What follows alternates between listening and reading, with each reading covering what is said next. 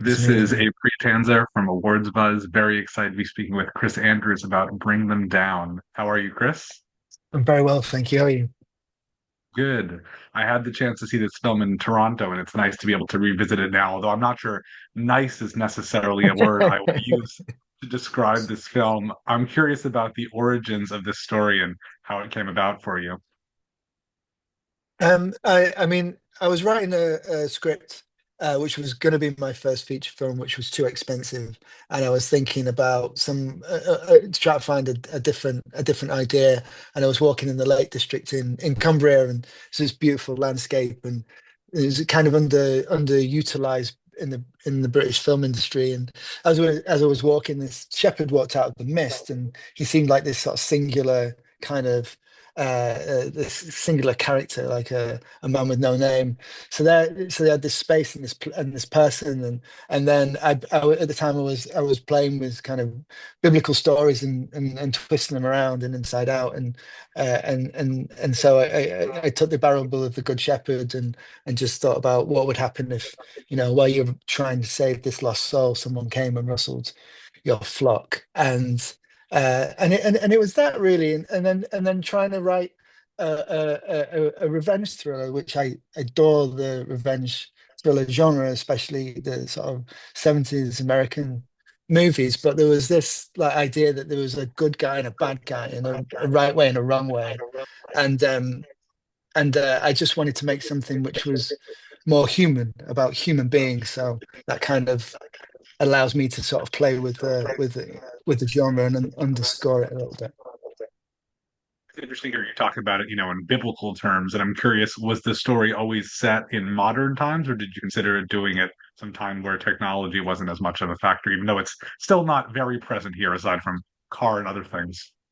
Yeah, no, I wanted the thing that I was writing that this replaced was period. It was a Western, so it was taking the tropes of the West and moving them to the north of England and sort of examining the differences, the Industrial Revolution and the railroad with the canal systems. And so I wanted to make something that was more achievable and sort of replace horses with quad bikes or Land Rovers or 4x4s, and phones is always the thing that bothers every screenwriter unless you sort of embrace that. So mobile phones, but the joy of being in these remote areas is you don't ever get any signals. So it's like people are like, "Oh, yeah, it doesn't work." So you could cut out that kind of like why don't you ring the police?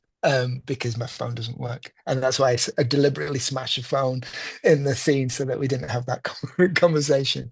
So no, but it has that, I think, I was specifically like looking at the revenge genre, but that falls under westerns, that falls under different umbrellas, and I think it really does sort of lean into this kind of neo-western idea. And certainly a lot of people have read it as such.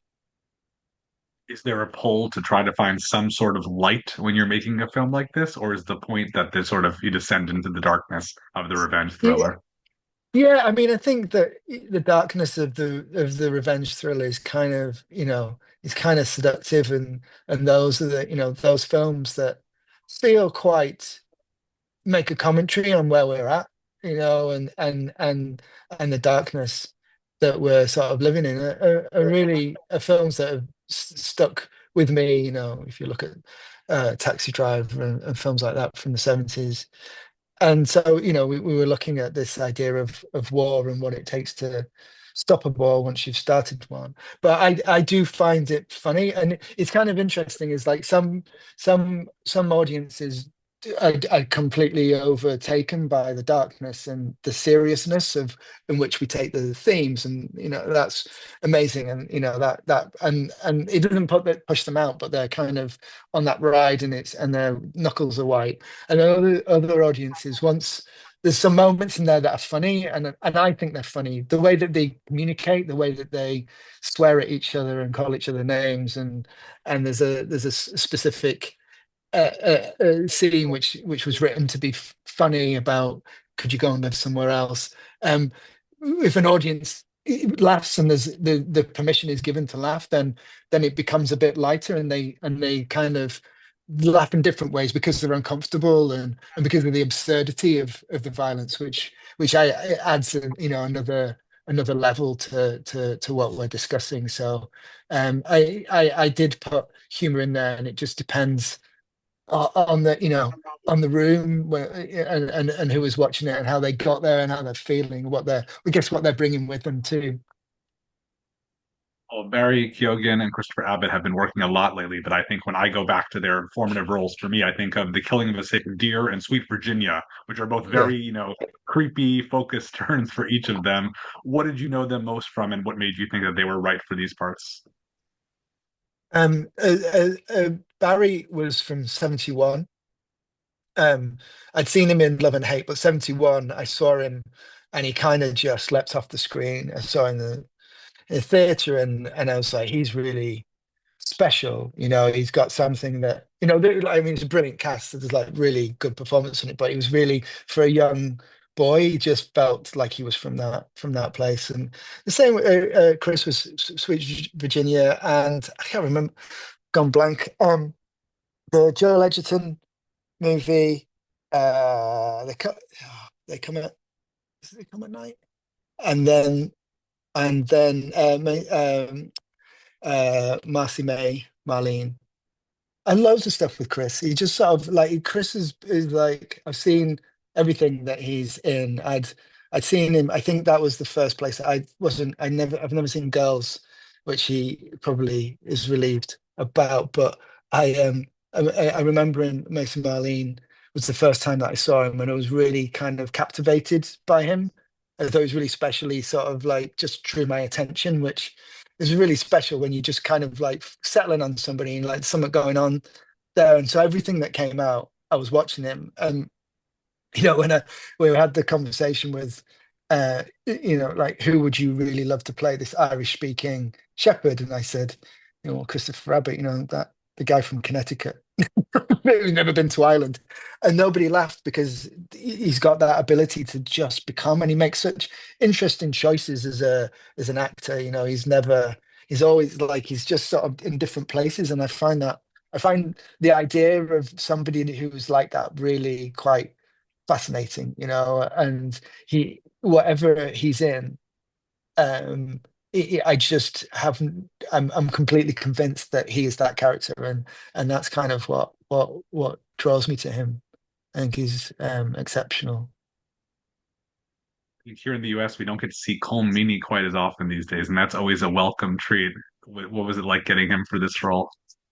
It was great. I mean, he's like, he's Cole Meany. So like he's big in the world because of Star Trek and then all the, like in the US, I guess, like with Con Air and he's played different films. He plays these kind of like often like cops and stuff. But in Ireland with the van and the commitments and so the Stephen Frears films, and he's kind of, he's like a national treasure, so you can't go anywhere with Colm. Like, I mean, and Barry's the same in a different way. It's like the Beatles with Barry. You can't go anywhere, and Colm is like there's a slight sort of reverence, so they don't sort of crowd in like they do on Barry. Everyone, and maybe it's to do with like age, but you go for a drink with him, and he's only there 5 minutes, and he's got like 15 pints lined up because people are just like going by Colm. Like sure, and he's just like God's sake, and then he's like giving pints away on it. But yeah, no, he's exceptional. He's just this amazing kind of force, and just a really nice fella. You have a great human cast. You also have a very large animal cast. What were the Yes. challenges of that, especially some of the less desirable things we might see involving animals on screen? Yeah, I mean, animals are always tricky, and I seem to. I mean, I've written this thing. I was writing this new thing at the moment. It's got a badger in it. So why am I putting an animal? I mean, I've been through it. I know the pain. I mean, the animals. We had a shepherd and the dog that controlled the animals, and so there was a certain sense of control. But we probably could have done with another one and another dog just to, instead of, just to keep them where they are because they don't really take direction. or any sort of direction well. But they were beautiful animals, and everyone became really fond of them by the end of it. And they were really quiet. They didn't. We had one bleat in the whole of our rushes. They didn't make a sound.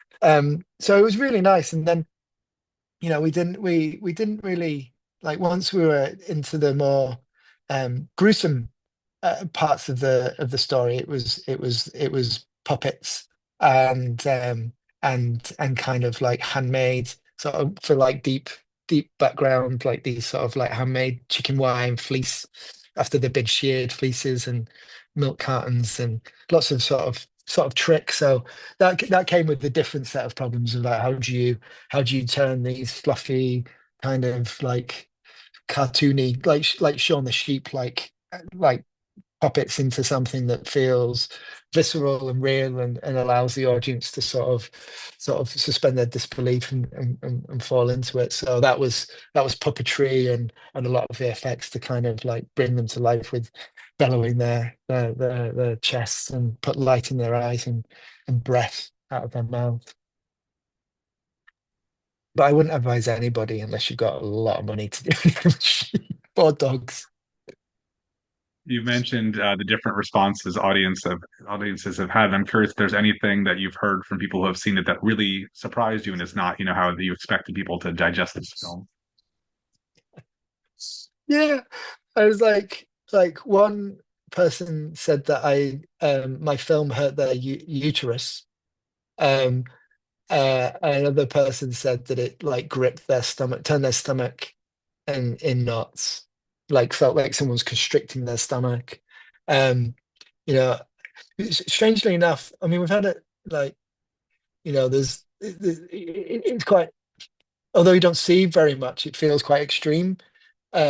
And, and I was sort of leaning into those horror movies that I love, like Chainsaw Massacre is terrifying. You see very little, and the most violent things are like when Leatherface slams the door shut, and that like completely terrifies me. And it is just the violence of the movement and the sound.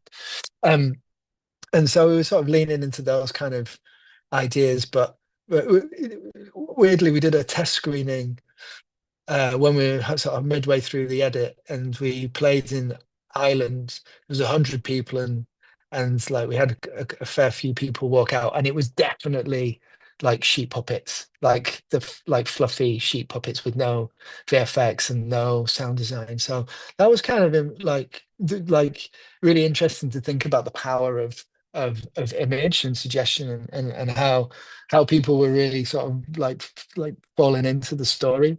Um, so yeah, it's like and then again, it's just like it was so lovely to feel people finding the humor in there and people finding that you know it ends in a way that isn't like immediately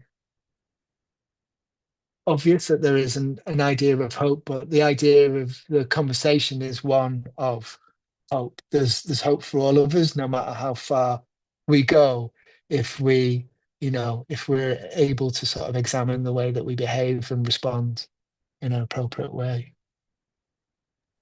Yeah. Well, what's next for you? Do you have another feature lined up? And can you preview anything about it? I can't. I've got a couple of things that are sort of spinning at the moment. Um, and yeah, so hopefully something soon. But I've got a few things that I'm writing, which I'm really excited about, and hopefully collaborating with a lot of the same people. So, which is great for me because it was such an amazing team to work with. So yeah, hopefully something soon to talk about. Wonderful. Well, I appreciate your perspective and your insight and wish you plenty of luck. Thank you so much. Thanks, man. I really appreciate it. Thank you.